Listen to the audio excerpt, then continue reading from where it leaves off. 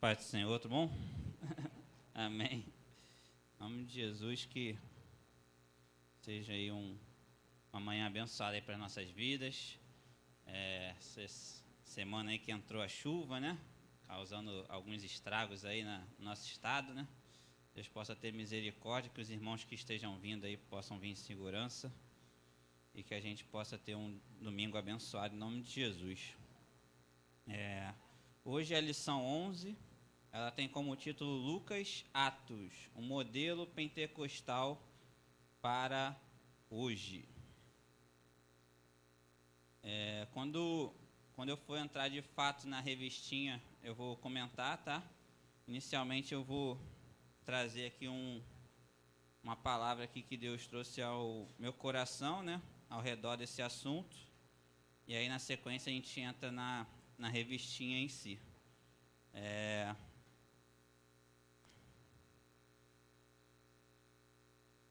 Então a gente vem tratando aí dessa revista, né, Supremacia das Escrituras, né?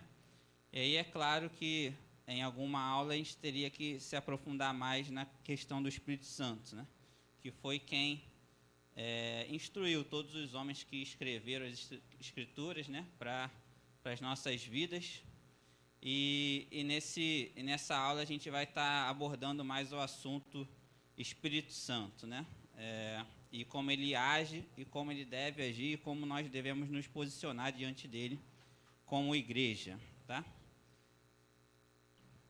Então vamos lá. Irmãos, essa aula tem como propósito destacar a ação do Espírito Santo na vida de Jesus, que é destacado pelo Evangelho segundo Lucas, nessa aula, e da igreja, em Atos dos Apóstolos, com a finalidade de capacitá-la para a proclamação do Evangelho em continuidade ao ministério de Jesus. Então, o Espírito Santo na vida da igreja, ele tem uma grande finalidade, né? Que é a finalidade de capacitação das nossas vidas para a proclamação do Evangelho, continuando o ministério de Jesus. Essa é a grande finalidade da ação do Espírito Santo na vida da igreja. Veremos que esse modo de viver serve de modelo para a igreja dos dias atuais. Então, a ação do Espírito Santo não ficou na história de Atos dos Apóstolos, ela continua até os dias de hoje e até a volta de Jesus. Assim como no início da igreja, os crentes atuais precisam buscar o revestimento de poder do Espírito Santo para realizar a obra de Deus e alcançar uma vida cristã vitoriosa. Então, o revestimento de poder pelo Espírito Santo é uma promessa de Deus para a sua igreja. Então, a gente não pode abrir mão de promessas de Deus para nossas vidas. A gente não abre mão da salvação, por exemplo, que é uma promessa de Deus para nossas vidas. Da mesma forma, a gente não pode abrir mão do revestimento de poder entregue pelo Espírito Santo às nossas vidas. E esse revestimento é fundamental para que a gente possa realizar a obra de Deus de uma forma melhor, mais capacitada e alcançar uma vida cristã vitoriosa. O Evangelho segundo Lucas é um livro da igreja, escrito para a igreja, para ser usado pela igreja na proclamação do Evangelho de salvação através da obra de Jesus Cristo. Ele foi escrito para registrar a história do ministério de Jesus para uma comunidade que prestava o culto devido a Cristo. O médico amado, Lucas, usou todo o seu repertório literário para escrever o livro baseado nos relatos cronológicos de quem viu e presenciou os fatos, com destino a um oficial romano chamado Teófilo, que significa amigo de Deus. Alguns estudiosos entendem que esse nome, Teófilo, seja uma referência simbólica para quem lê o Evangelho com fé. Então, Lucas formado, né, em medicina, um homem que tinha um conhecimento, uma capacidade literária muito grande, né? Todo médico aqui, a gente sabe bem que o médico tem que ler muito, E aí a leitura traz essa capacitação literária. E ele, com todo esse conhecimento, entre aspas, secular, ele usou isso em prol da obra de Deus para escrever um evangelho de uma forma muito precisa nos detalhes, muito bem escrita, com muitas informações detalhadas que trouxeram a ele através da história de quem viu e presenciou os fatos. Então, Lucas não foi um dos discípulos de Jesus, mas ele andou com toda a igreja na história de Atos dos Apóstolos. Então, ele recebeu informações, coletou informações com cada um dos discípulos que estiveram com Jesus e foi ali registrando e destinou essa carta para Teófilo. Teófilo, que significa, como eu li, amigo de Deus. Então, quem é amigo de Deus, diga amém. Então, Lucas escreveu essa carta para todos nós. Esse evangelho. Em Atos, o livro de Atos, Lucas dá continuidade à história da obra de Jesus nos apóstolos e por meio deles, registrando o progresso da missão de Deus em alcançar os confins da terra, com a promessa do perdão e da vida eterna em Cristo. Uma missão que continua hoje, da mesma forma, pois Cristo permanece trabalhando por meio da sua igreja. Então, o ministério da igreja nada mais é do que um ministério de continuidade ao ministério de Jesus. Essa é a responsabilidade da igreja, continuar o ministério de Jesus. E Lucas, ele dá continuidade à história do evangelho escrito por ele, em Atos também, da mesma forma, escrevendo de uma forma muito bem escrita, vamos dizer assim, né? Além da capacitação do Espírito Santo, a capacitação que ele tinha por ser um homem bastante letrado. E um elemento da Santíssima Trindade foi fundamental para o sucesso da missão de Cristo e dos apóstolos e discípulos, o Espírito Santo. Então, o Espírito Santo foi fundamental para o ministério de Jesus? Foi. Mesmo sendo Deus, ele recebeu o Espírito Santo e esse Espírito Santo o permitiu cumprir a sua missão. Vamos lá em Lucas capítulo 3.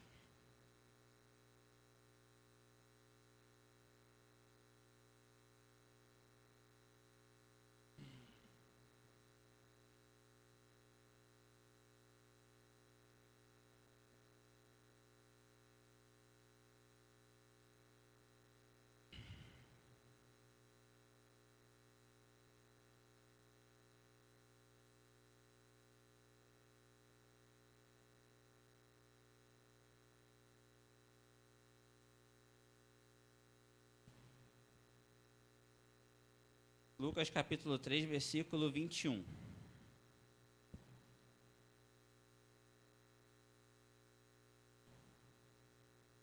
Diz assim: E aconteceu que, ao ser todo o povo batizado, também o foi Jesus. E estando ele a orar, o céu se abriu. E o Espírito Santo desceu sobre ele em forma corpórea como pomba. E ouviu-se uma voz do céu: Tu és o meu filho amado, em ti me comprazo.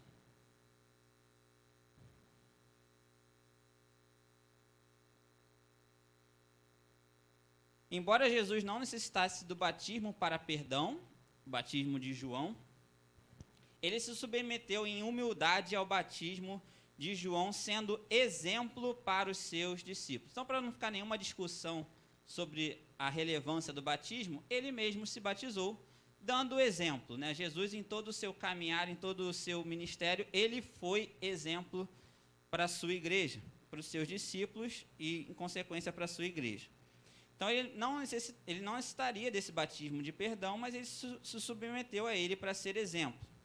Na sequência desse batismo, o Espírito Santo, em plenitude e em forma corpórea de pomba, desce sobre ele e Deus Pai cumpre a promessa de Salmos 2, 6 a 8 e Isaías 42, 1 a 9. Vamos nesses textos?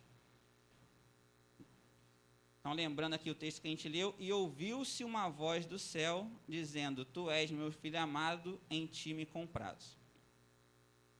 Então, isso aqui foi um cumprimento, essa ação de Deus Pai foi um cumprimento de duas promessas, ou de uma promessa escrita duas vezes, né? Em Salmos e Isaías.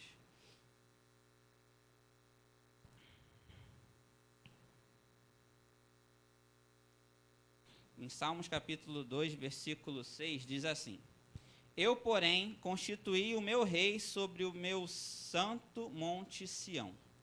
Proclamarei o decreto do Senhor. Ele me disse, tu és meu filho, eu hoje te gerei. Pede-me e te darei as nações por herança e as extremidades da terra por tua possessão. Agora vamos lá em Isaías capítulo 42.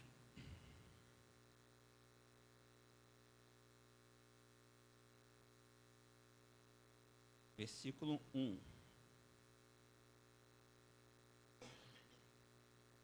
Atente-se como os detalhes, né, da promessa que existia ao redor, né, das profecias que existiam ao redor de Jesus foram todas cumpridas, né, em cada detalhe.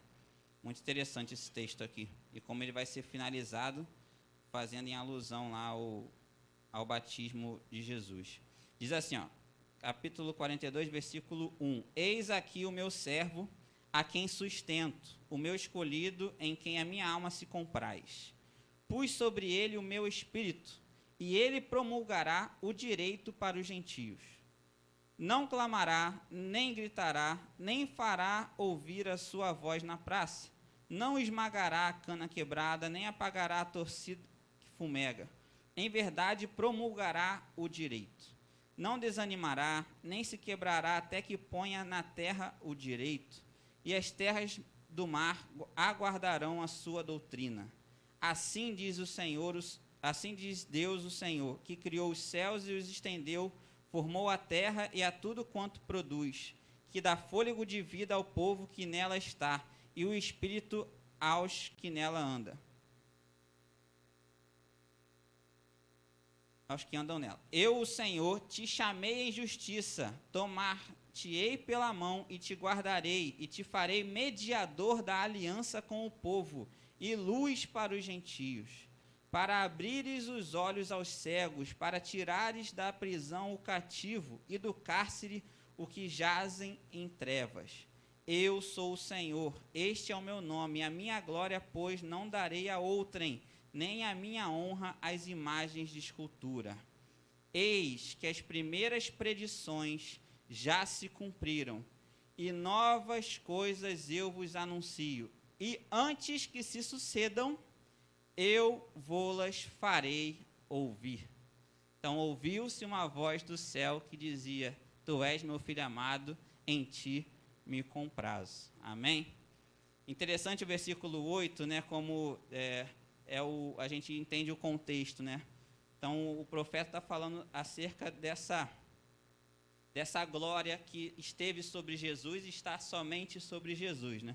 Diz assim, ó, vamos reler, eu sou o Senhor, este é o meu nome, a minha glória, pois não darei a outrem, nem a minha honra às imagens de escultura. Então não há nenhum outro nome sobre o qual está a glória de Deus a não ser Jesus. Você pode glorificar o nome do Senhor? Agora vamos voltar lá em Lucas capítulo 4.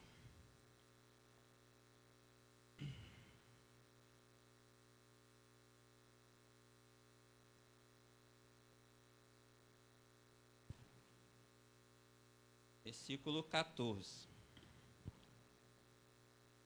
E aí vem o detalhe sobre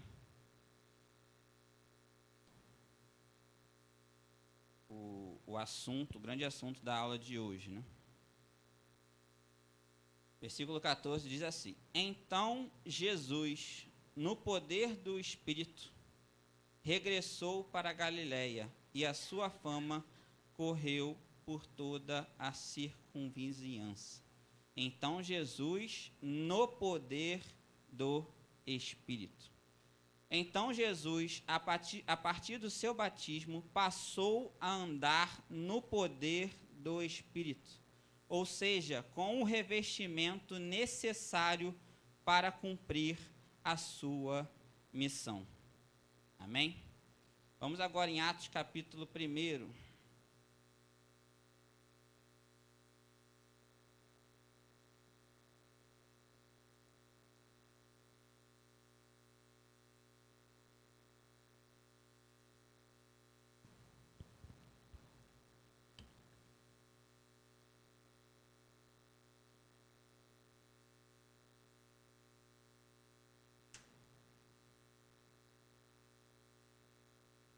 Aleluia. Atos capítulo 1, versículo 4, diz assim: E comendo com eles, determinou-lhes que não se ausentassem de Jerusalém, mas que esperassem a promessa do Pai, a qual disse: De mim ouvistes. Porque João, na verdade, batizou com água, mas vós sereis batizados com o Espírito Santo, não muito depois desses dias. Então, os que estavam reunidos lhe perguntaram: Senhor, onde está? Será este o tempo em que restaures o reino a Israel? Respondeu-lhes: Não vos compete conhecer tempos ou épocas que o Pai reservou pela sua exclusiva autoridade, mas recebereis poder ao descer sobre vós o Espírito Santo, e sereis minhas testemunhas, tanto em Jerusalém como em toda a Judéia e Samaria, e até os confins da terra. Então, dois detalhes interessantes aqui nesses versículos, né? É interessante notar que Jesus, mesmo já ressurreto e certo do futuro dos seus discípulos na propagação do seu evangelho aos confins da terra, os submete a mais uma ordenança, garantindo que aqueles que receberiam o poder do Espírito eram os obedientes. Então, não se ausentem de Jerusalém até que do alto sejais revestidos de poder. Então, Jesus, certo daquilo que os discípulos seriam na mão dele, na sequência da história de Atos, mesmo assim os submete a mais uma ordenança para provar a obediência dele e para garantir que aqueles que receberiam o Espírito Santo seriam os obedientes. Então, para nós, até hoje, acontece, se desenrola da mesma forma. Recebemos o poder do Espírito, o batismo no Espírito Santo. Recebemos essa grande promessa se estivermos em obediência. Somos revestidos se estivermos em obediência. Amém? Outro detalhe interessante é a questão da sua volta. Então ele diz, não vos compete conhecer tempos ou épocas que o Pai reservou pela sua exclusiva autoridade. O que quer dizer isso para nossas vidas? Claro que a gente tem um anseio muito grande, né? A gente vê que as coisas estão se aproximando, a volta de Jesus e tal, mas Jesus nos afirma de uma forma muito categórica: não vos compete conhecer tempos ou épocas. Então isso não pode trazer uma ansiedade para os nossos corações à volta dele. O que deve ser, o que devemos receber e devemos cumprir é o versículo 8. Recebereis poder ao descer sobre vós o Espírito Santo, e sereis minhas testemunhas, tanto em Jerusalém como em Judéia e Samaria até aos confins da terra. O batismo com o Espírito Santo é uma promessa de Jesus à sua igreja obediente. Não o buscar incessantemente até recebê-lo é um desperdício. Ignorante, no sentido básico da palavra, né? Aquele que ignora algo importante, né?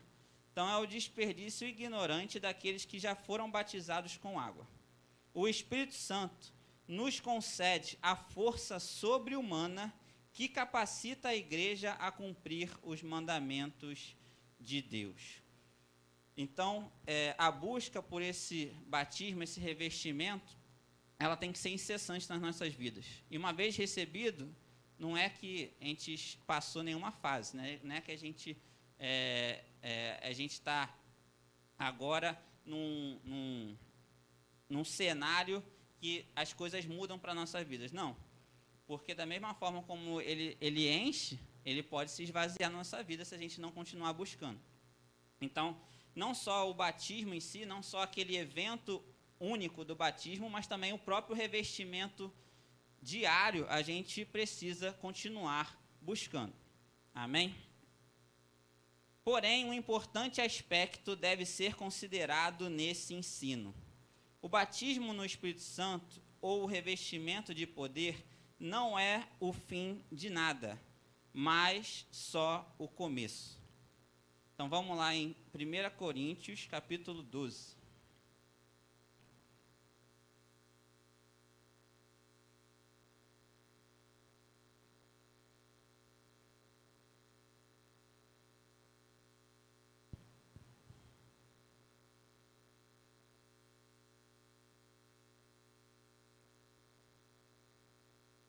Coríntios capítulo 12, versículo 1.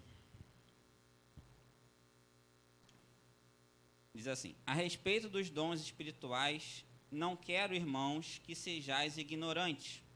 Sabeis que, outrora, quando éreis gentios, deixáveis conduzir-vos aos ídolos mudos, segundo éreis guiados. Por isso, vos faço compreender que ninguém que fala pelo Espírito de Deus afirma, anátema Jesus. Por outro lado, ninguém pode dizer Senhor Jesus, senão pelo Espírito Santo. Ora, os dons são diversos, mas o Espírito é o mesmo. Também há diversidade nos serviços, mas o Senhor é o mesmo. E há diversidade nas realizações, mas o mesmo Deus é quem opera tudo em todos. A manifestação do Espírito é concedida a cada um visando um fim proveitoso. Então vamos ler todos juntos? No 3, no versículo 7. 1, 2, 3. A manifestação do Espírito é concedida a cada um visando a um fim proveitoso. Amém. Porque a um é dada, mediante o Espírito, palavra da sabedoria, e a outro, segundo o mesmo Espírito, a palavra do conhecimento. A outro, no mesmo Espírito, a fé. E a outro, no mesmo Espírito, dons de curar. A outro, operações de milagres. A outro, profecia. A outro, discernimento de espíritos. A um, variedade de línguas. E a outro, capacidade para interpretá-las. Mas um só, e o mesmo Espírito realiza todas essas coisas, distribuindo-as como lhe apraz, a cada um individualmente. Porque assim como o corpo e tem muitos membros, e todos os membros, sendo muitos, constituem um só corpo, assim também com respeito a Cristo, pois em um só Espírito todos nós fomos batizados em um corpo, quer judeus, quer gregos, quer escravos, quer livres, e a todos nós foi dado beber de um só Espírito. Ou seja, vamos continuar lá no versículo 28, antes de continuar aqui a leitura. É a continuidade do que a gente leu até então. Então diz lá, versículo 28 até o 31. A uns, estabeleceu Deus na igreja, primeiramente apóstolos, em segundo lugar profetas, em terceiro lugar mestres, depois operadores de milagres, depois dons de curar, socorros, governos, variedades de línguas. Porventura, são todos apóstolos? Ou todos profetas? São todos mestres? Ou operadores de milagres? Têm todos dons de curar? Falam todos em outras línguas? Interpretam-nas todas? Entretanto, procurai com zelo os melhores dons. E eu passo a mostrar-vos ainda um caminho sobremodo excelente. Ou seja, esse revestimento deve ser constantemente buscado para que venhamos alcançar novos degraus espirituais e realizar a vontade de Deus em nossas vidas, sua obra e seu ministério. Então, não é dissociado a realização da obra de Deus, o seu ministério para as nossas vidas, com o revestimento do Espírito Santo em nossas vidas, com os dons que Deus tem a nos oferecer através desse Espírito. Há um fim proveitoso para a manifestação do Espírito na igreja. Os dons do Espírito não são para que eu alcance alguma coisa, mas sim para que a obra de Deus possa ser realizada num caminho sobremodo excelente. E quais são os dons do Espírito? Tá, a gente leu, né? Vou só listar aqui mais uma vez: palavra de sabedoria, palavra de conhecimento, fé, dons de curar, operação de milagres, variedade de línguas e capacidade de interpretá-las. Um ponto aqui sobre variedade de línguas, tá? Porque os irmãos podem ver alguma situação, né, num vídeo, num YouTube da vida, alguma coisa que possa chegar. Quando o dom da variedade de línguas, ele não diz respeito só às línguas dos anjos, às línguas espirituais. Ele também diz respeito às línguas dos homens. Existem muitos testemunhos de pastores e missionários que receberam esse dom de interpretar, de entender as línguas de outras nações, mesmo não tendo-as estudado. Então, existe esse dom, ele é abrangente, não só se manifesta com as línguas espirituais, que é o padrão que a gente enxerga mais em nosso meio, né? Mas também sobre línguas dos homens. Mas aí vocês podem me perguntar, mas Vinícius, isso não parece coisa distinta? E aí que tem um segredo. Onde é que as línguas dos homens se originaram? Alguém? Torre de Babel. E como é que se originaram? Amém. Como é que Deus... Vamos lá, para a gente entender isso com bastante profundidade e ver o detalhe que existe nessa situação sobre as línguas. Gênesis capítulo 6. Olha que detalhe interessante, por isso que a Bíblia ela é completa, né? Ela precisa ser estudada e entendida de Gênesis a Apocalipse, né? Porque os detalhes se complementam.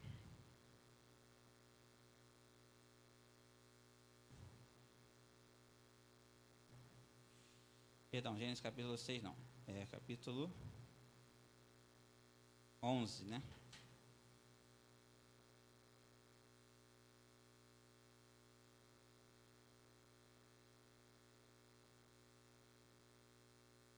Versículo 6, Gênesis 11, troquei o versículo com o capítulo. Gênesis 11, versículo 6. E o Senhor disse: eis que o povo é um, e todos têm a mesma linguagem. Isto é apenas o começo. Agora não haverá restrição para tudo o que intentam fazer. Versículo 7. Vinde, desçamos e confundamos ali a sua linguagem, para que um não entenda a linguagem do outro. Então, desçamos e confundamos. Então, as línguas dos homens se originaram no próprio Deus. Então, por isso que ele tem essa capacidade de dar esse dom de variedade de línguas de uma forma abrangente. Amém? Detalhe muito interessante. Então, aqueles que estão estudando, né, as línguas estrangeiras por necessidade de trabalho ou por querer aprender, né, por alguma questão ministerial de chamado missionário, é levantar a mão para o céu e pedir a Deus esse dom de variedade de línguas. Amém? E Deus vai conceder em nome de Jesus. Mas a manifestação dos dons espirituais através da minha vida é nula para mim mesmo, se não estiver acompanhada de uma palavra-chave de 4 letras, em tudo o que fazemos na obra de Deus. Então, essa manifestação do Espírito Santo, como a gente leu, é para a obra de Deus, mas ela é nula para mim mesmo. A gente vai entender o que é essa nulidade, se ela não estiver acompanhada de uma palavra que tem 4 letrinhas. Então, a gente leu lá 1 Coríntios 12, falando sobre os dons espirituais, né, todos os detalhes dos dons espirituais, como Paulo instrui a igreja a buscá-los. O que está escrito em 1 Coríntios capítulo 13, que é a sequência desse texto? Vamos lá?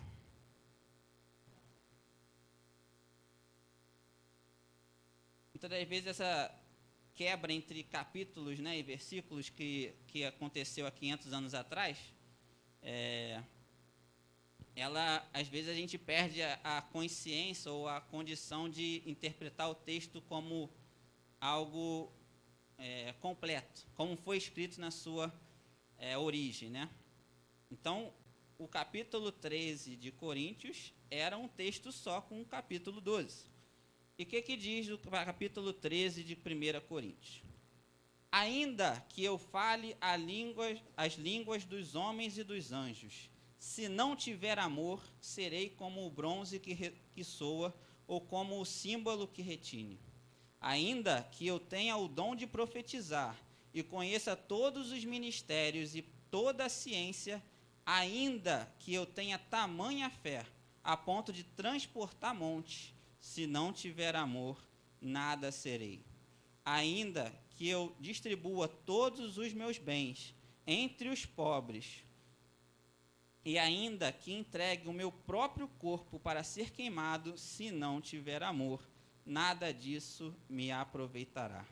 O amor é paciente, é benigno, o amor não há de ciúmes, não se ufana, não se ensoberbece, não se conduz inconvenientemente, não procura os seus interesses, não se exaspera, não se ressente do mal, não se alegra com a injustiça, mas regozija-se com a verdade. Tudo sofre, tudo crê, tudo espera, tudo suporta. O amor jamais acaba. Mas havendo profecias, desaparecerão. Havendo línguas, cessarão. Havendo ciência, passará. Porque em parte conhecemos e em parte profetizamos. Quando, porém, vier o que é perfeito, então o que é em parte será aniquilado. Amém? Então, se não tiver amor, nada serei. Posso ter uma variedade de dons espirituais. Deus pode ter me abençoado com profecia, com operação de milagres, com dons de curar. Se não tiver amor, se não manifestar esses dons na obra de Deus em amor, nada aproveita. Amém? Isso é muito importante. O amor é o que importa para a minha vida e a relação com Deus. É esse atributo que definirá quem será salvo. Vamos lá em João capítulo 4.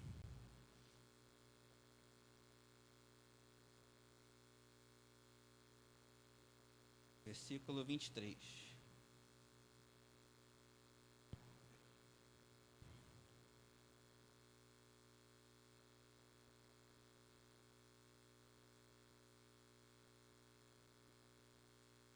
Mas vem a hora, e já chegou, em que os verdadeiros adoradores adorarão o Pai em espírito e em verdade, porque são estes que o Pai procura para seus adoradores.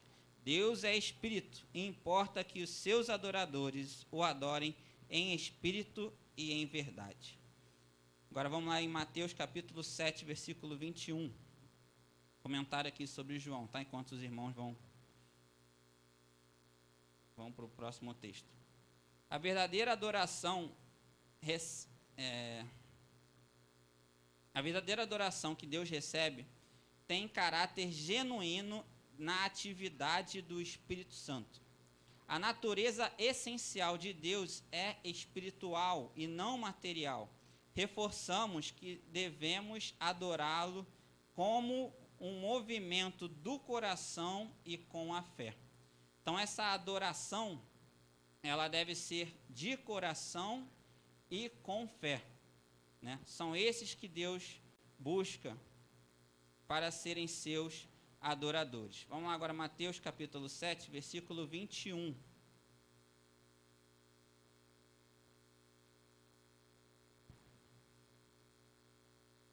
Então, a gente entendeu que a adoração é de dentro para fora, né? E de fora para dentro, o que vai acontecer? Mateus 7, 21 a 23. Diz assim, ó: nem todo o que me diz Senhor, Senhor, entrará no reino dos céus, mas aquele que faz a vontade de meu Pai, que está nos céus. Muitos naquele dia hão de dizer-me, Senhor, Senhor, porventura não temos nós profetizado em teu nome? Ou em teu nome não expelimos demônios? Ou em teu nome não fizemos muitos milagres? Então lhes direi explicitamente, Nunca vos conheci. Apartai-vos de mim, praticais a iniquidade. Amém? Então é duro, né? Mas é verdade. Cristo condenará aqueles que procuram chamar a atenção de suas próprias obras e esperam que Deus os receba nos céus por causa delas. Então, aqueles que gostam de chamar a atenção, aqueles que chamam a atenção para aquilo que estão fazendo, para aquilo que são as suas obras, e esperam que Deus os receba nos céus por causa delas, serão condenados, se não estiverem fazendo em amor, em espírito e em verdade. Por outro lado, aqueles que serão salvos ficarão surpresos quando ouvirem Jesus enaltecer as suas boas obras. Vamos lá em Mateus 25.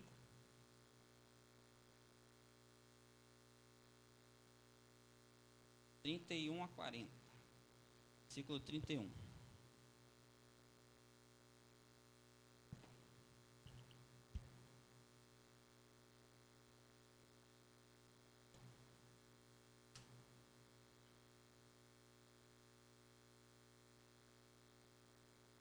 Mateus 25, versículo 31. Quando vier o Filho do Homem na sua majestade e todos os anjos com ele, então se assentará no trono da sua glória e todas as nações serão reunidas em sua presença.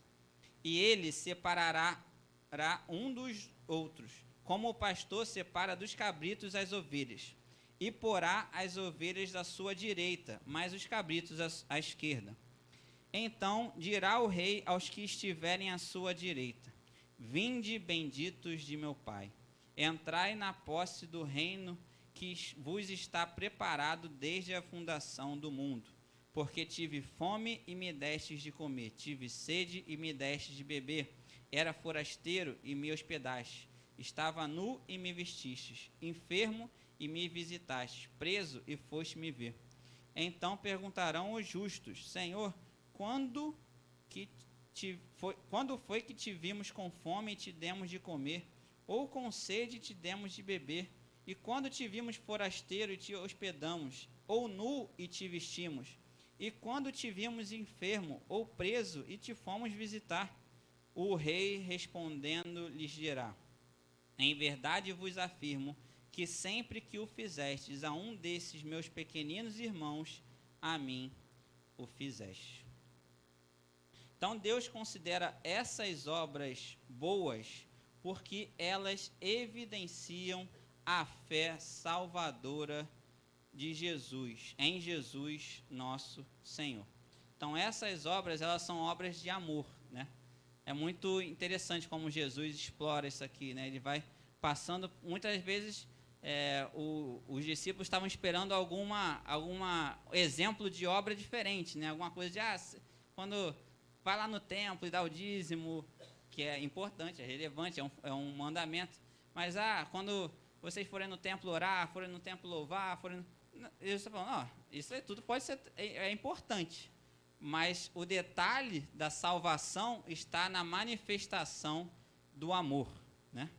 Que são esses exemplos de obras que ele traz nesse capítulo 25.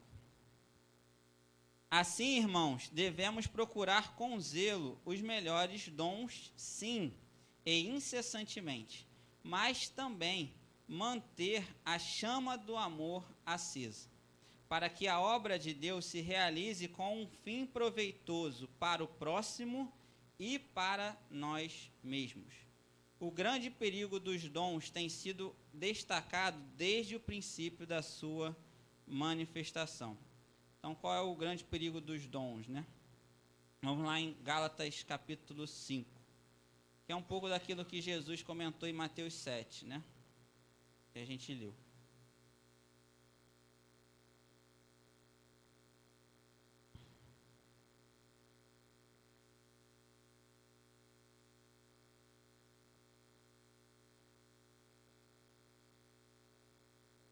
Gálatas capítulo 5, versículo 22.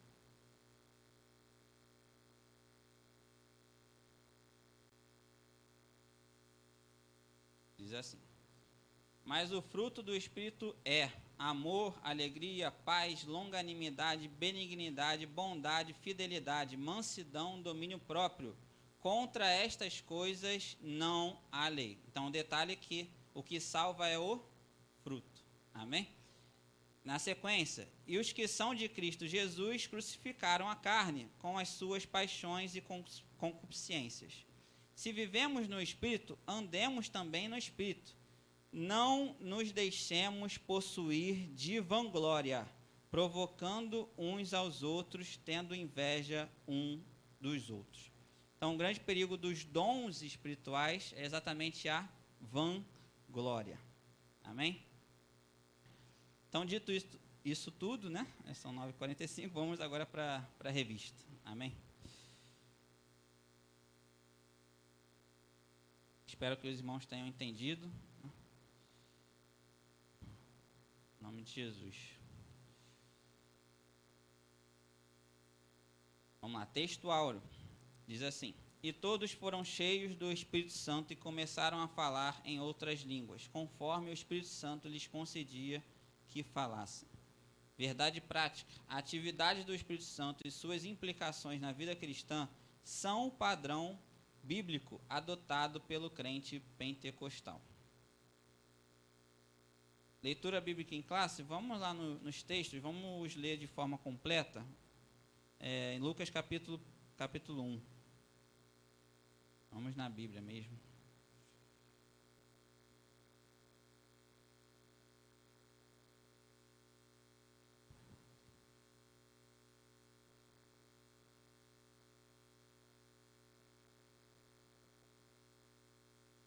Lucas capítulo 1, versículo 5. Diz assim: Nos dias de Herodes, rei da Judéia, houve um sacerdote chamado Zacarias, do turno de Abias. Sua mulher era das filhas de Arão e se chamava Isabel. Ambos eram justos diante de Deus, vivendo irrepreensivamente em todos os preceitos e mandamentos do Senhor. E não tinham filhos porque Isabel era estéril, sendo eles avançados em dias.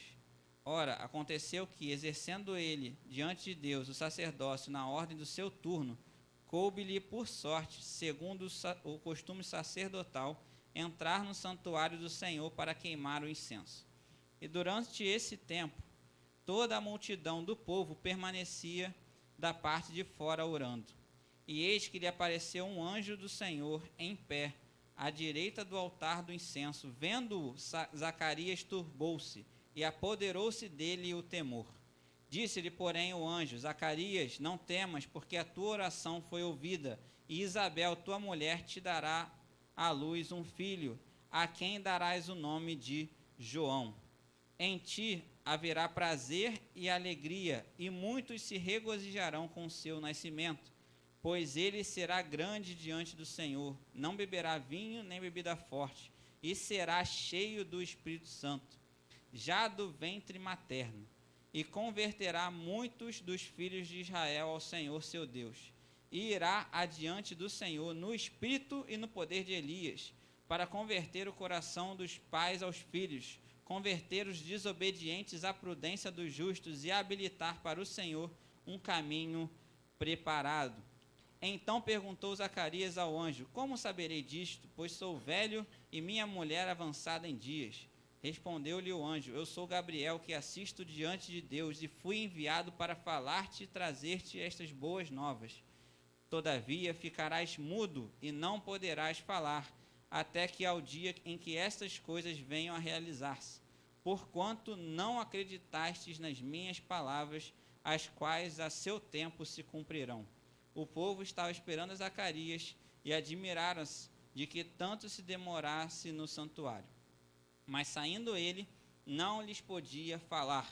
Então entenderam que tivera uma visão no santuário e expressava-se por acenos e permanecia mudo. João Batista foi a primeira grandiosa manifestação do Espírito Santo no Novo Testamento, depois de um silêncio profético de 400 anos. Então, após Malaquias, né, no contexto do Novo Testamento, João Batista foi a primeira grandiosa manifestação do Espírito Santo. né, através dessa história que nós lemos. Agora vamos lá em Atos capítulo 2. Texto para lá de conhecido, né?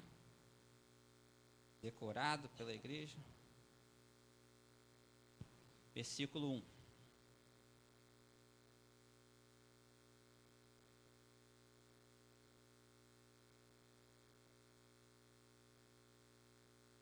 Diz assim: ao cumprir-se o dia de Pentecostes, estavam todos reunidos no mesmo lugar. De repente, veio do céu um som como de um vento impetuoso, e encheu toda a casa onde estavam assentados, e apareceram distribuídas entre eles línguas como de fogo, e pousou uma sobre cada um deles. Todos ficaram cheios do Espírito Santo, e passaram a falar em outras línguas, segundo o Espírito lhes concedia que falasse. Ora, estavam habitando em Jerusalém judeus, homens piedosos, vindos de todas as nações debaixo do céu. Quando, pois, se fez ouvir aquela voz, afluiu a multidão, que se possuiu de perplexidade, porquanto cada um os ouvia falar na sua própria língua. Estavam, pois, atônitos e se admiravam, dizendo: vede, não são porventura galileus todos estes aí que estão falando? E como os ouvimos falar, cada um em nossa própria língua materna? Somos partos, medos, elamitas e os naturais da Mesopotâmia, Judéia, Capadócia, Ponto e Ásia, da Frígia, da Panfilha, do Egito e das regiões da Líbia, nas imediações de Cirene, e romanos que aqui residem, tanto judeus como prosélitos, cretenses e arábios. Como os ouvimos falar em nossas próprias línguas as grandezas de Deus. Todos, atônitos e perplexos, interpelavam uns aos outros, dizendo: que quer isto dizer? Amém? Comentário. O milagre da manifestação do Espírito Santo no Pentecostes é grandioso, né? Acho que os detalhes que tem aqui em Atos capítulo 2, do dia de Pentecostes, acho que mereceria até uma revistinha própria, né? Porque é muito detalhe, né? É muito detalhe. Vou tentar abordar alguns deles, tá? Ou algum deles, né? Aquele era o momento em que representantes de todos os adoradores do Deus de Israel, do mundo inteiro, à época conhecida, estavam em Jerusalém para as festas judaicas. Então aqui a gente leu, né, os judeus aqui, não, judeus não, os homens aqui comentando, né, que tinham homens de todas as partes do mundo, e aqui a gente trouxe, ele leu aqui vários lugares, várias regiões, e aquilo ali representava o mundo inteiro mesmo, tá, irmãos? Eu não vou me ater aqui ao detalhe disso, mas ali, quando eles, todos esses versículos de 9 até 11, realmente retrata o mundo inteiro conhecido à época, tá? Esse é um detalhe relevante. E todos os ouvintes daquele milagre extraordinário estavam entendendo a proclamação da palavra de Deus em suas próprias línguas locais, e não em aramaico, que era o dialeto comum dos galileus.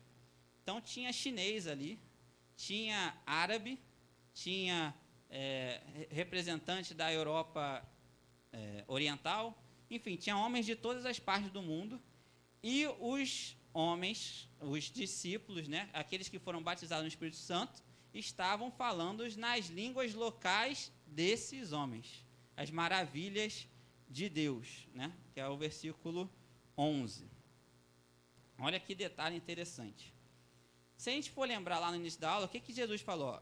Ficar em Jerusalém até que do alto sejais revestidos de poder, porque aí vocês terão condição de ir aos confins da terra para pregar o evangelho. Como é que eu vou na China se eu não sei chinês? Como é que eu vou no Japão se eu não sei japonês? Como é que eu vou na Inglaterra se eu não sei inglês? E pregar para eles? Esse é o detalhe do batismo no Espírito Santo no contexto de Pentecostes.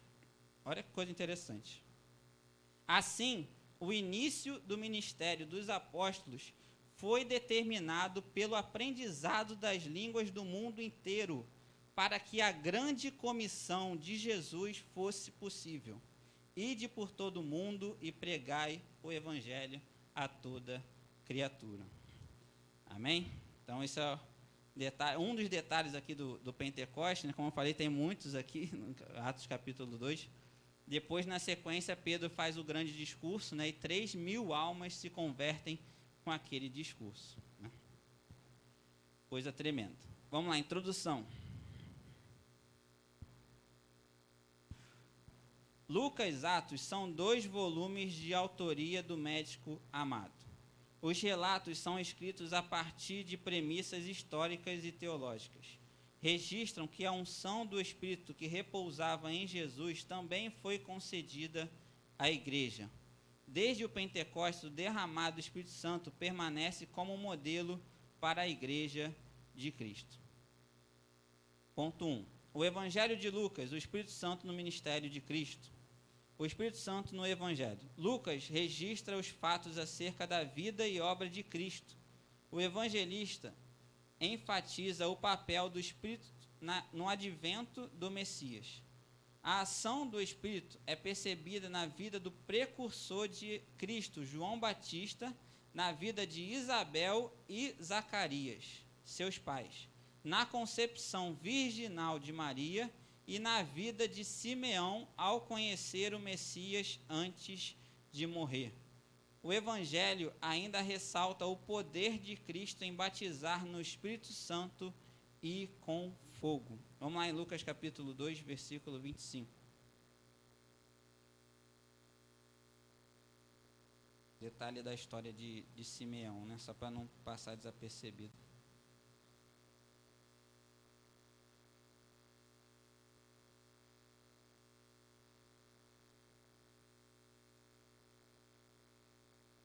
Lucas 2, 25. O cântico de Simeão. Havia em Jerusalém um homem chamado Simeão, homem este justo e piedoso que esperava a consolação de Israel, e o Espírito Santo estava sobre ele. Revelara-lhe o Espírito Santo que não passaria pela morte antes de ver o Cristo do Senhor.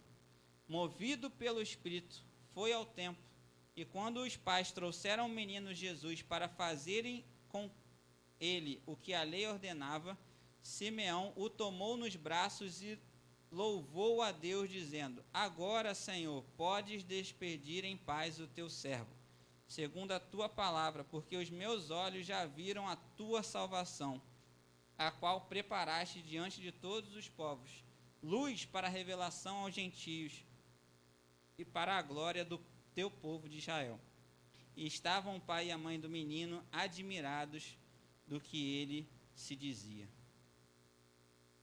Deixa eu ver se eu... acho que até aqui tá ok.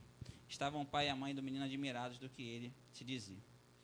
Então, na sequência aqui tem a história da profetisa Ana, né? Também, então, 2 profetas estavam ali aguardando o Messias, movidos pelo poder do Espírito Santo. E aí outro detalhe, o Evangelho ainda ressalta o poder de Cristo em batizar no Espírito Santo e com fogo. Vamos lá em Lucas 3, passar uma página aí, versículo 16. A sentença de João Batista, né? E disse João a todos: Eu, na verdade, vos batizo com água, mas vem o que é mais poderoso do que eu, do qual não sou digno de desatar-lhe as correias das sandálias. Ele vos batizará com o Espírito Santo e com fogo. O Espírito Santo e o batismo de Cristo. Ponto 2. Ao descrever o batismo de Jesus no Jordão, Lucas informa que, estando o Senhor orando, o céu se abriu. O Espírito Santo desceu sobre ele em forma de pomba, e uma voz do céu dizia: Tu és meu filho amado. O evento da descida do Espírito e a voz que o identificava como Filho de Deus tinham como propósito marcar o início do ministério público de Jesus. Também serviram como sinal para João confirmar que Jesus era o Cristo. Vamos lá no Evangelho de João. É outro João, né? Não mesmo? Mas vamos lá. No Evangelho do apóstolo João, capítulo 1, versículo 32.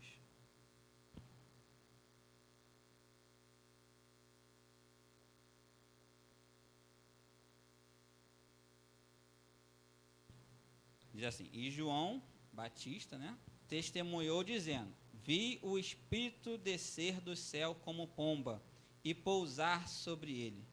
Eu não o conhecia. Aquele, porém, que me enviou a batizar com água, me disse: aquele sobre quem vires descer e pousar o Espírito, esse é o que batiza com o Espírito Santo. Pois eu, de fato, vi e tenho testificado que ele é o Filho de Deus. Amém? Ponto 3. O Espírito Santo e a tentação de Cristo. Após o batismo nas águas e cheio do Espírito Santo, Jesus foi impelido pelo Espírito ao deserto, e lá foi tentado pelo diabo durante 40 dias. Nesse período, manteve a comunhão com o Pai e se fortaleceu por meio da oração e do jejum. A vitória do Senhor sobre a tentação demonstra que ele estava capacitado para cumprir o seu ministério. Cristo venceu o diabo pelo poder do Espírito e da palavra de Deus. Então, o poder do Espírito e a palavra de Deus precisam andar juntos, né? Nem tanto ao mar, nem tanto à terra, né? Tem, infelizmente, denominações que ficam só com a palavra e ignoram o poder do Espírito, né? Os dons espirituais. E aí perdem muita coisa por não buscar isso, que é a promessa de Jesus para nossas vidas, como nós estamos estudando. E nem tanto a terra, né? Nem tanto ao mar, nem tanto a terra. Também existem, infelizmente, denominações, são as seitas pentecostais. O pastor Joaquim vem falando que nós temos estudos no site, né, sobre essas seitas pentecostais, que também ignoram, de alguma forma, a palavra e se voltam somente para os dons espirituais. Então, nem tanto ao mar, nem tanto à terra, o Espírito Santo tem que andar, o poder do Espírito Santo tem que andar em associação ao conhecimento da palavra. Então, por isso que é muito importante esses nossos momentos de escola bíblica, a leitura da palavra de uma forma periódica nas nossas casas, em nossos lares, e também a busca incessante pelo batismo e pelo revestimento do Espírito Santo. Amém? O Espírito Santo e a missão de Cristo. Vencida a tentação no deserto, Jesus voltou a Galiléia conduzido pelo Espírito. Após ministrar em alguns lugares, dirigiu-se para Nazaré.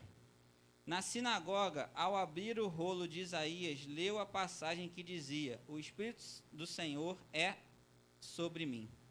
Ao terminar a leitura, Jesus afirmou: hoje se cumpriu esta escritura.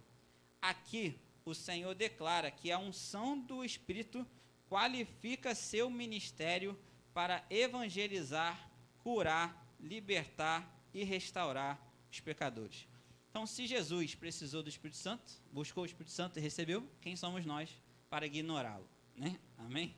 Então, da mesma forma como o Espírito Santo atuou na vida de Jesus, hoje ele atua na vida da igreja, na igreja. Um textinho aqui que está na minha revista, eu acho que não estará na dos irmãos, mas é um texto bastante interessante, tá? Vou ler aqui. Em adição ao poder para servir, através do qual o indivíduo se torna canal de testemunho para o mundo, o batismo no Espírito transforma-se na entrada para um tipo de adoração que abençoa os santos reunidos de Deus. O batismo é a porta de entrada dos vários ministérios espirituais, chamados dons do Espírito. Falamos já na introdução, né? Visto que tais dons visam a edificação da igreja local. Os que se converteram foram batizados em águas e no Espírito Santo no dia de Pentecostes. Mostraram novas evidências da obra do Espírito em suas vidas, conforme Atos 2, 42, 46 e 47, que diz assim, e perseveravam na doutrina dos apóstolos e na comunhão, e no partir do pão e das orações, e perseverando unânimes todos os dias no templo, e partindo o pão em casa, comiam juntos com alegria e singeleza de coração, louvando a Deus e caindo na graça de todo o povo. E todos os dias acrescentava ao Senhor aqueles que se haviam de salvar. Temos aqui a descrição de uma obra contínua do Espírito, que aprofundou a experiência dos crentes e seu amor a Deus e a sua palavra, uns pelos outros e pelos perdidos. Assim também o batismo no Espírito Santo é apenas uma porta para uma relação crescente entre ele mesmo e os crentes. Essa relação leva a uma vida de serviço, onde os dons do Espírito provêm poder e sabedoria para a divulgação do Evangelho e o crescimento da igreja, como evidenciado pela sua rápida propagação em muitas áreas do mundo atual. Então é isso, né? Então o batismo no Espírito Santo ele é o começo de uma grandiosa obra que Deus tem para as nossas vidas. E ele nos habilita a sermos ainda mais íntimos com Deus, né? E repassarmos essa intimidade para o próximo. Ponto 2. Atos dos Apóstolos. O Espírito Santo no ministério da igreja. O Espírito Santo em Atos. Ao concluir o Evangelho, Lucas anota que Jesus instruiu os discípulos a esperarem um revestimento de poder do alto. Após o Senhor ter sido elevado aos céus, o livro de Atos dá prosseguimento a essa narrativa. O autor ratifica que o derramamento do Espírito era a capacitação necessária para a evangelização dos povos. Relata que cerca de 120 discípulos voltaram a Jerusalém e em oração aguardaram o revestimento de poder. Portanto, Atos registra a ação do Espírito na inauguração histórica da igreja como agência de Cristo. Trata-se da continuação da obra de Jesus por meio dos discípulos capacitados pelo Espírito Santo. Então, como a gente já comentou aqui, né, durante a aula, nós somos agências de Cristo, né? Nós somos responsáveis pela continuidade do seu ministério até que ele volte. 2. A promessa cumprida no Pentecostes. O batismo no Espírito Santo remonta à profecia de Joel. Cristo a ratificou como sendo a promessa do Pai. O cumprimento se deu no dia de Pentecostes. Os discípulos foram cheios do Espírito Santo e falaram em outras línguas. Sinais sobrenaturais marcaram o advento do Espírito Santo. O som como de um vento, as línguas como que de fogo. Desses fenômenos, somente o falar em línguas se repetiria nos demais registros de Atos. Desse modo, a partir do Pentecostes, os discípulos começaram a pregar pelo poder do Espírito. Muitas maravilhas e sinais eram operados e as almas eram alcançadas. Então, o sucesso do nosso ministério, da nossa pregação, da nossa obra em Deus, tem relação direta com o Espírito Santo. Pedro só pregou e converteu 3.000 num dia, 5.000 no outro, porque ele pregou pelo poder do Espírito Santo. Amém?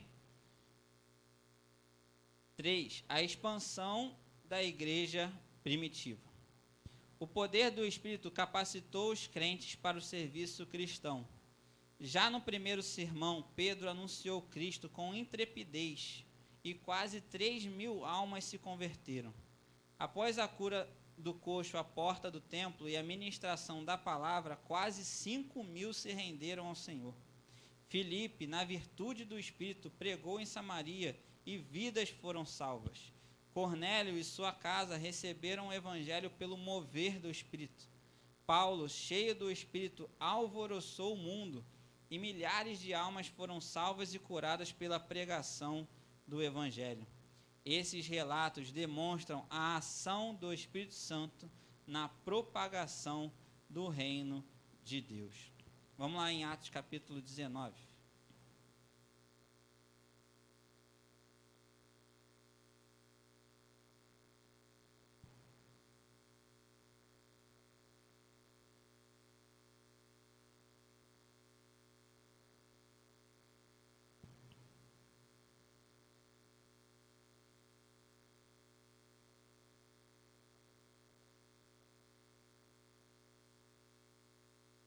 Atos capítulo 19, versículo 1.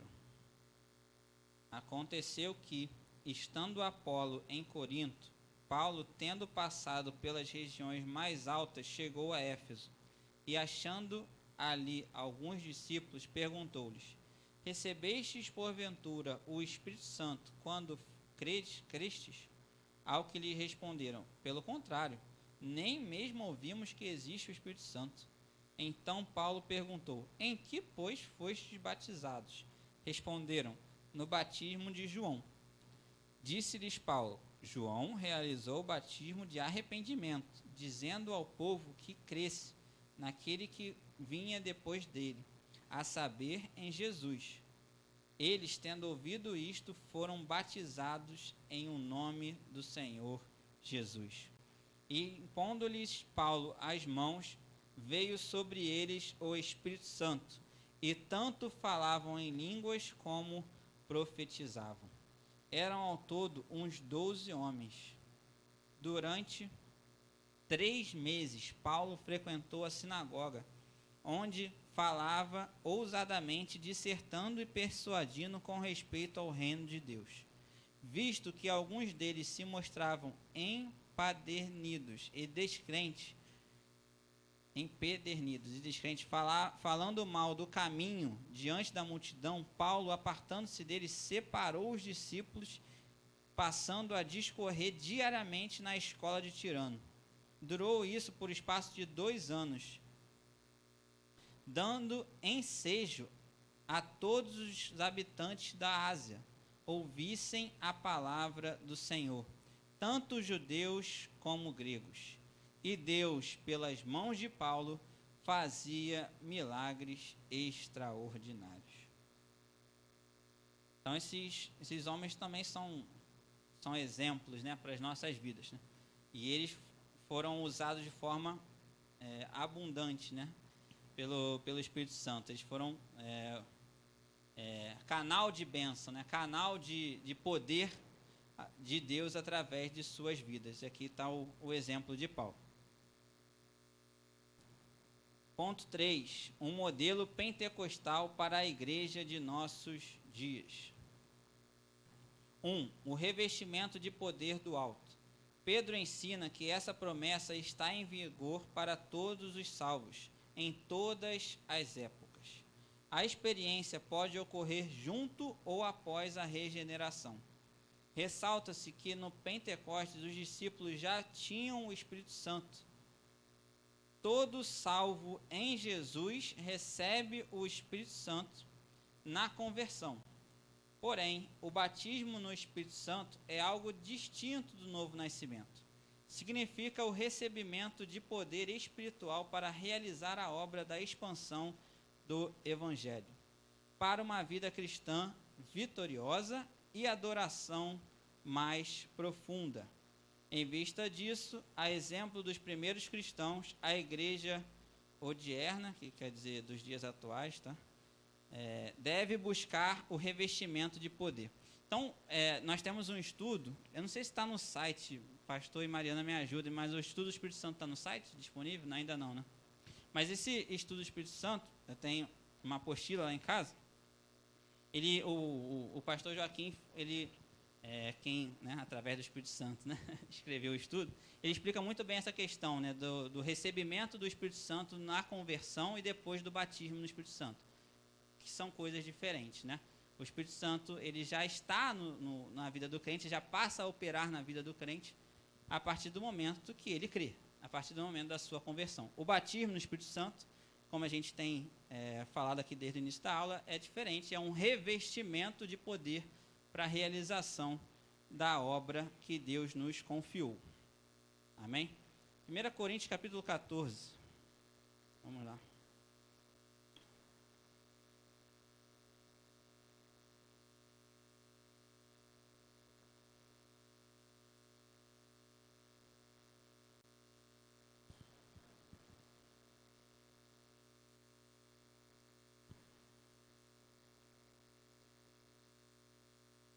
Coríntios capítulo 14, versículo 26. Que fazer, pois, irmãos? Quando vos reunis, um tem salmo, outro doutrina, este traz revelação, aquele outra língua e ainda outro interpretação. Seja tudo feito para edificação. Então, cada um tem um chamado, cada um tem um ministério, cada um tem uma responsabilidade no culto, né, na obra de Deus. E isso é explicado aqui no versículo 26. Amém? 2. As línguas como evidência inicial. A palavra glossolalia, de origem grega, indica que as línguas concedidas pelo Espírito podem ser humanas ou celestiais. Também já falamos sobre isso aqui, né? A questão da origem das línguas humanas, né? Onde foi, também foi no céu, através do evento lá da Torre de Babel. Então, no Pentecostes, os discípulos falaram línguas. Em Cesareia, o centurião e a família falaram línguas. Os irmãos em Éfeso falaram línguas. Em Samaria e na vida de Paulo, as línguas estão implícitas. Assim sendo, o falar em línguas é a evidência inicial do batismo no Espírito Santo. As línguas só cessarão quando Cristo voltar. Por isso, a instrução bíblica diz: procurai com zelo profetizar e não proibais falar línguas.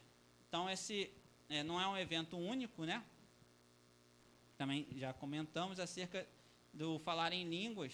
Ele é um evento que precisa ser recorrente em nossas vidas, né? A edificação, a reedificação, o revestimento tem que ser constante em nossas vidas através do poder do Espírito Santo.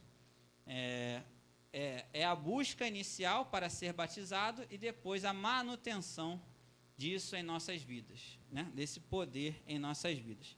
E aí a manutenção, a gente já sabe muito bem o que é, né? Obediência, leitura da palavra, pregação do evangelho, fazer a obra de Deus, oração, jejum, e etc., né? Ter uma vida, um novo relacionamento, uma nova vida diante de Deus.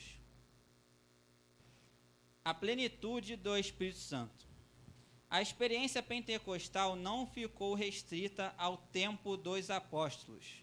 A expressão do meu Espírito derramarei aponta para o início da dispensação do Espírito e mostra que a efusão será contínua até o grande e glorioso dia do Senhor.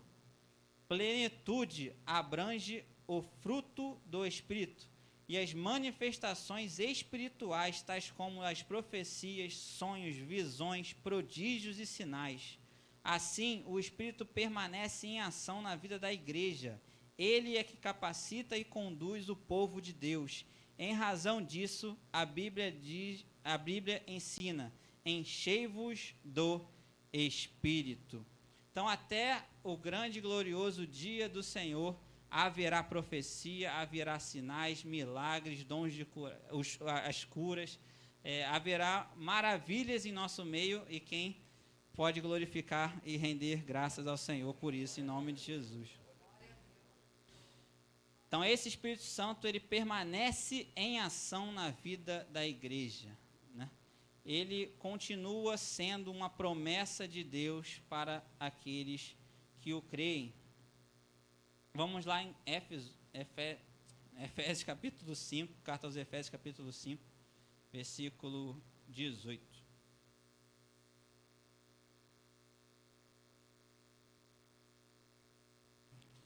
Na verdade, nós vamos ler desde o versículo 8, tá? Vamos pegar o contexto inteiro desse texto.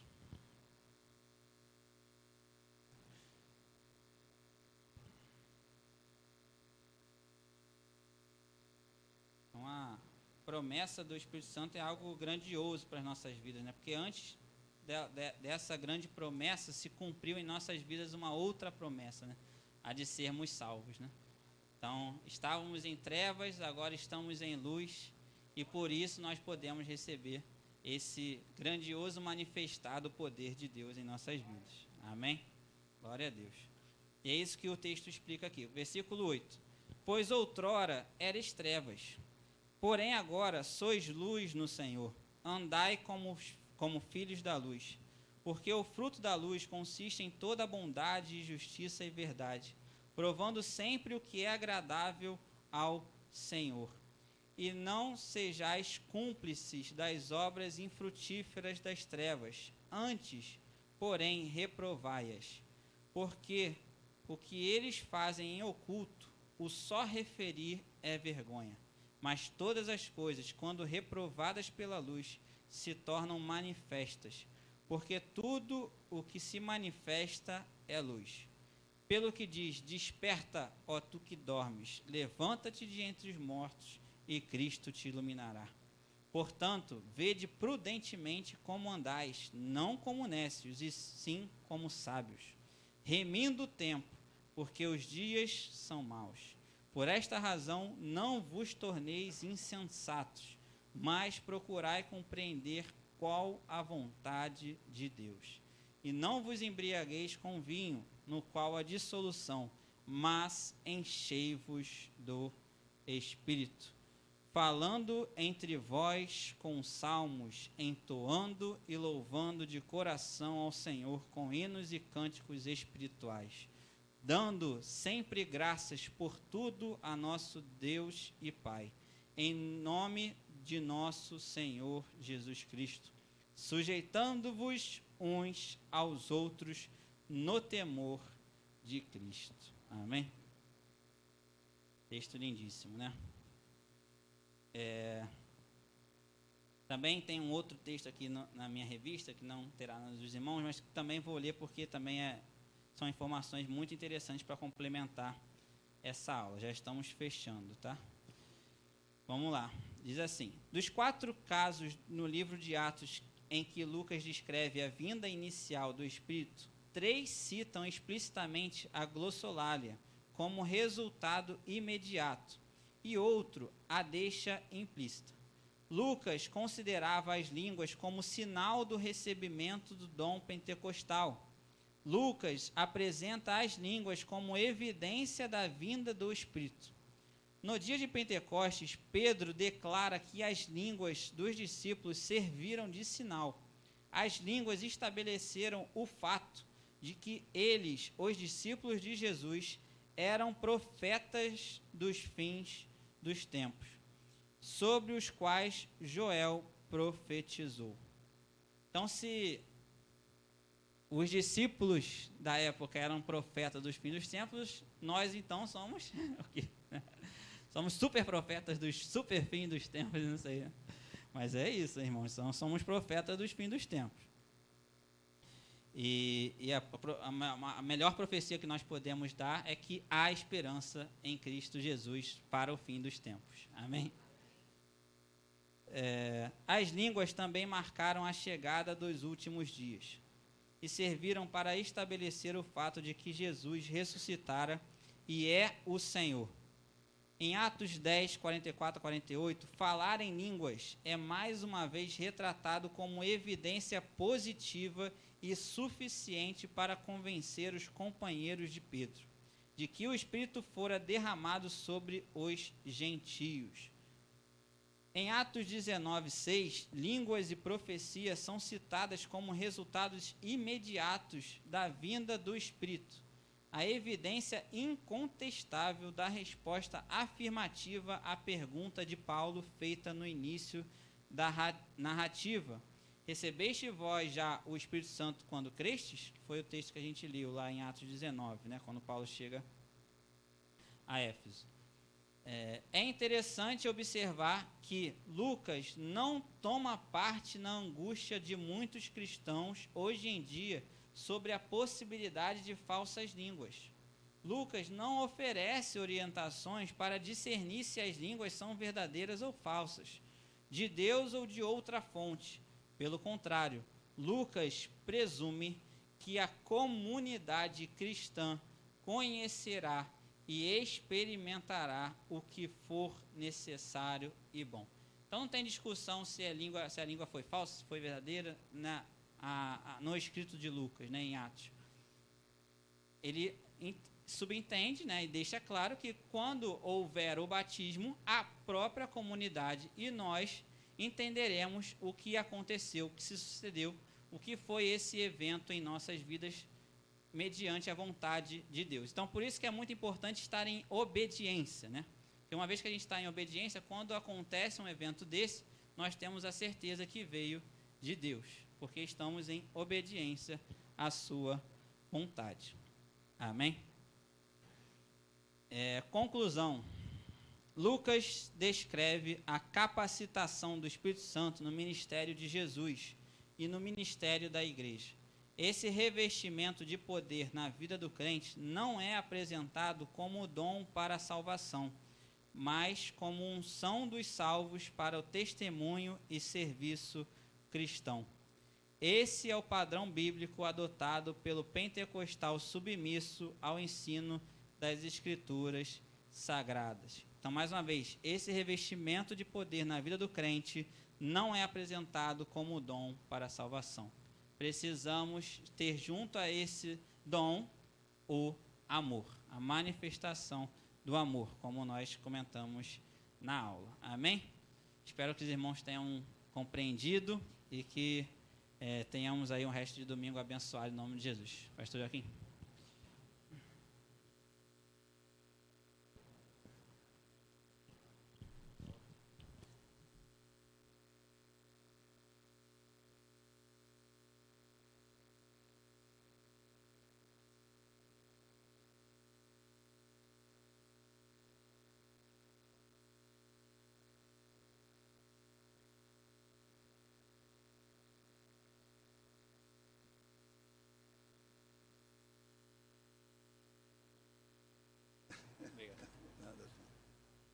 Aleluia, glória a Deus, aleluia.